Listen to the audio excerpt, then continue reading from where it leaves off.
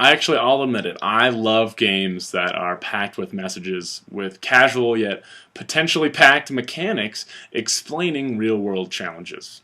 The problem that I had with both September 12th and Darfur is Dying is that I felt like they were hitting me over the head with their message. I would rather have them expressed an emotion through gameplay and link that with the pain and the issues at hand and then explain to me the message. 3.5 seconds into September 12th, I get it. I understand. You shoot the terrorists and then there's more terrorists. Okay.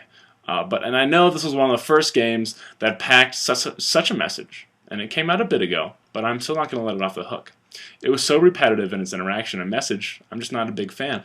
But on the other hand, by the same developer would later release a game on their site called Madrid, which I think is incredibly effective in letting the player discover the message through gameplay. In it, a brief synopsis. You click on candles for cities that have experienced disasters and keep the light shining on these candles and having people remember the souls and the lost ones that they've loved. Basically, you're keeping the hope alive. And there is a hope-like meter, or that's how I took it, that you want to make sure that you keep the light shining by clicking on the candles. And you don't want to have your hope meter, if you will, reach 0. However, I didn't find it particularly difficult to keep these candles burning. Sure, your meter goes down a little bit, but it's easy. You can keep going if you want to, which I think is true in life. And that really is a genius reflection with the mechanic.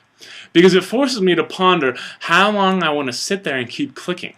On a meta game level, this game is testing me. How long do I want to sit there and trying to keep hope alive? Is it futile? How long will I keep going? Because after a while, I had no choice but to let. I had no choice but to let. I let it happen. I let the candles burn out. Which is an entire commentary on the issues inside the game. That is quality design, not necessarily September 12th with if you shoot terrorists, there's more terrorists. I find Madrid to be much more effective in that case.